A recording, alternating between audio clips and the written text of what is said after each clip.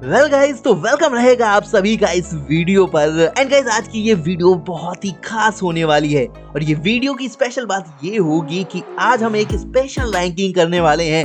वैसे गाइस, मैंने सोचा नहीं है कि वो रैंकिंग नंबर 1 से होगी या फिर नंबर 10 से, बट ये रैंकिंग उन सुपर हीरोज के बीच होगी जो सुपर हीरोज ना होते हुए भी सुपर हीरोज की लिस्ट में भी हैं।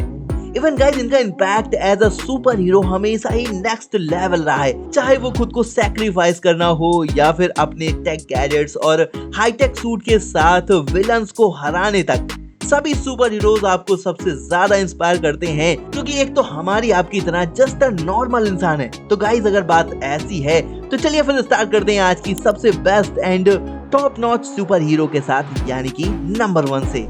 तो चलिए गाइस, नंबर 1 की बात करते हैं तो वो आ जाता है Tony Stark as a Iron Man, जिनका role play legend Robert Downey Junior हमेशा से करते आए हैं।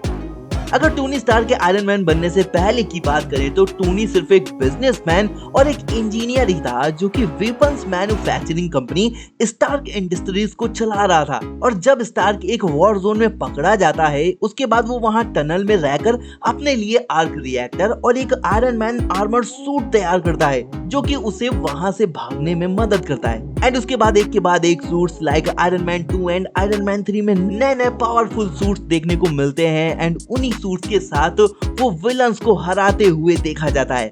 एंड फिर बारी आती है एवेंजर्स लेगेसी की, जिसका मेन प्लॉट आयरन मैन ही था। एंड इस मूवी में थंडर गॉड, थॉर, हल्क और कैप्टन अमेरिका की होते हुए भी आयरन मैन का कैरेक्टर सबसे इम्पोर्टेंट था। एंड फाइनली टोनी ने इस मिसाइल को स्पेस में भेजने के लिए खुद को सैक्रिफाइस भी किया था पहली बार।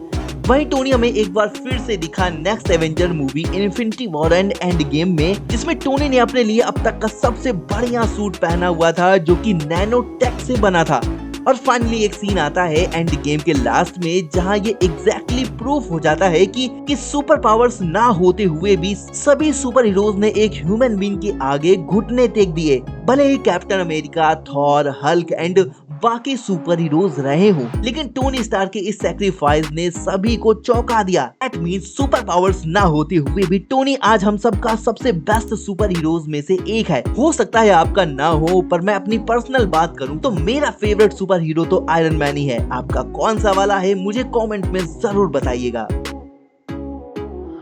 Number 2, doctor strange. तो अगर आप सोच रहे हैं कि डॉक्टर स्ट्रेंज सुपर हीरोज की लिस्ट में कैसे होगा, तो आपको बताना चाहूंगा कि डॉक्टर स्ट्रेंज के पास कोई भी सुपर पावर्स नहीं है और ना ही वो कोई मेटा ह्यूमन है।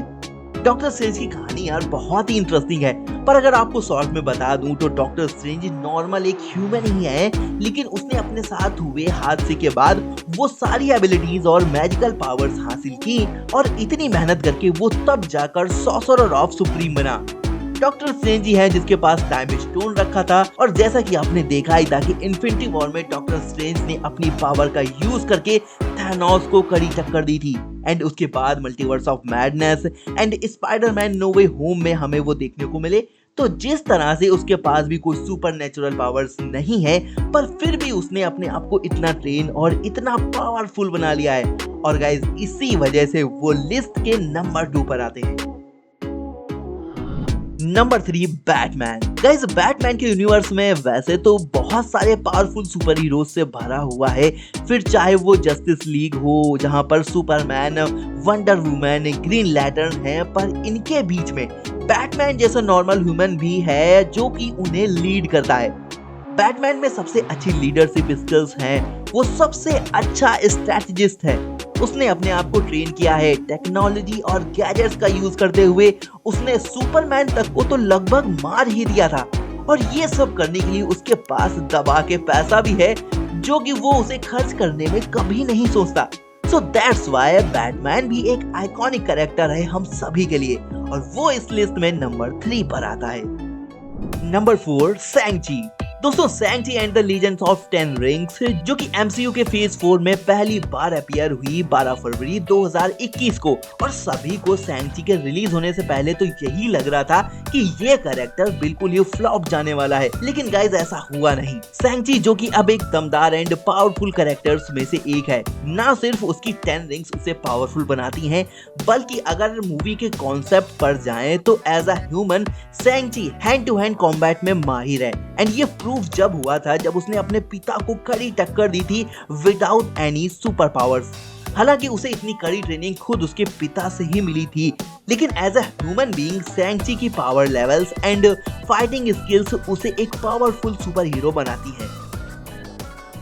Number 5 Ant-Man. तो गाइस अगर हम बात करें एंटमैन की, तो एंटमैन के एंटमैन बनने से पहले स्कॉट लैंग एक नॉर्मल सा बंदा था। उसने सोचा था कि वो चोरी करके पैसे कमाएगा वगैरह वगैरह, पर उसकी कहानी कंटिन्यू जब हुई जब हैंक पिम ने उसे एंटमैन बनने के लिए रिक्रूट किया।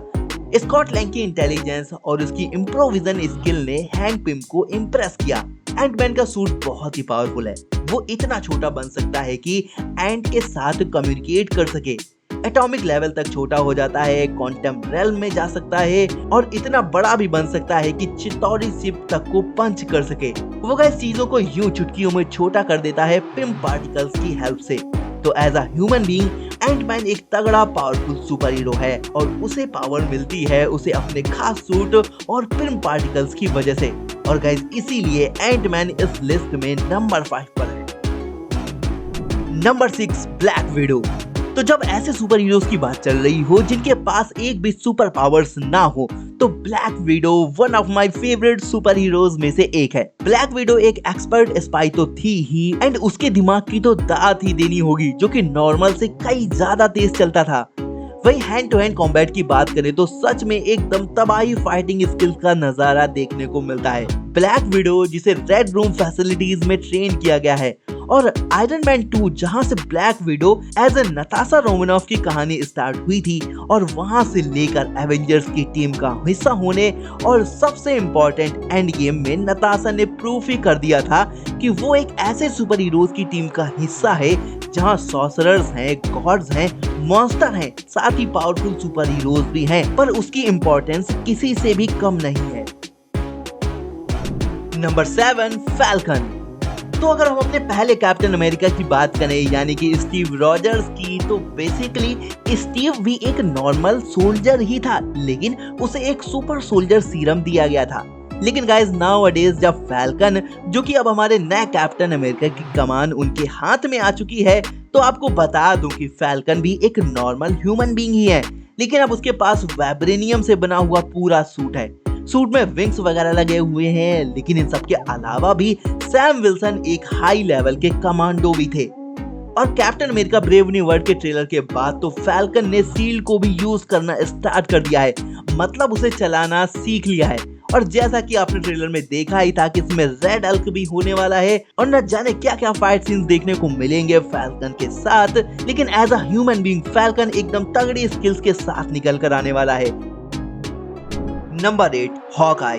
तो गाइस हॉकआई यानी कि क्लिंट बार्टन अपने बो और एरो के साथ पूरे मार्वल यूनिवर्स के बेस्ट आर्चर माने जाते हैं, एंड उसका ट्रू पोटेंशियल हमें तब देखने को मिला जब हमें एंड गेम में उसके रॉनिन फॉर्म को देखा। उसने मैक्सिको में एक गैंग वार के दौरान मैक्सिकन गैंग को इतना टाइम भी नहीं दिया था कि वो लोग अपनी गन्स को भी निकाल पाए और उसका सामना करें, और ये चीज हमने जापान वाले एक्शन सीक्वेंस में भी देखी थी।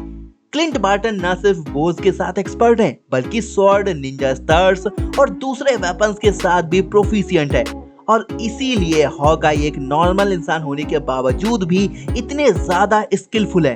और एक नॉर्मल इंसान अगर अपनी स्किल्स के साथ एवेंजर्स टीम का हिस्सा हो, तो हॉकआई जैसा जबरदस्त सुपर हीरो हम सभी के लिए एक जबरदस्त इंस्पिरेशन तो रखता ही है। Number 9 war machine. तो गाइस वॉर मशीन सूट को पहनने वाले जेम्स रूड्स की बात करें तो वो आज अगर सुपर हीरोज की लिस्ट में है तो उसमें टोनी स्टार्क का सबसे बड़ा हाथ रहा है। जेम्स रूड्स टोनी के खास मित्र थे, और टोनी ने उसके लिए अपने जैसा एक सूट बनाया जिसमें वेपन्स लगाए और उस सूट को वॉर मशीन का नाम दिया। James roads US army soldier हैं जिसके पास कोई भी सुपर पावर्स कभी भी नहीं थी, लेकिन विदाउट एनी सुपर पावर्स रूट्स में वाकई दम तो है। नंबर 10 सूरी। गाइस आप सोच रहे होंगे कि सूरी इस लिस्ट के लास्ट में क्यों है और क्या इस लिस्ट में सूरी को होना भी चाहिए था या नहीं।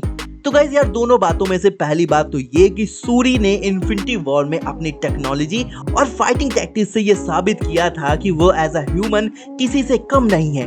वाइब्रेनियम का यूज करके एलियन टेक को डिफीट करने वाली टेक्नोलॉजी बनाई थी। लेकिन गाइस एक चीज जो कि अब सूरी ब्लैक पैंथर है तो अपने मूवीज के सीन में देखा ही था कि इन्हें खास तरह के हर्ब का जूस दिया जाता है जो कि सिर्फ किंग को ही मिलता है और इसे पीने से एक खास तरह की स्ट्रेंथ और एनर्जी मिलती है। सो एक तरह से Shuri as a Black Panther इस लिस्ट में नंबर 10 पर आती है। तो यार ये रही टॉप 10 सुपर हीरोज वाली लिस्ट जिनके पास कोई भी सुपर पावर्स नहीं है पर फिर भी ये सभी सुपर हीरोज हैं। तो क्या ख्याल है आपका इस लिस्ट के बारे में, मुझे कमेंट करके जरूर बताइएगा and don't forget to like and subscribe my channel. See you in the next video, till then bye.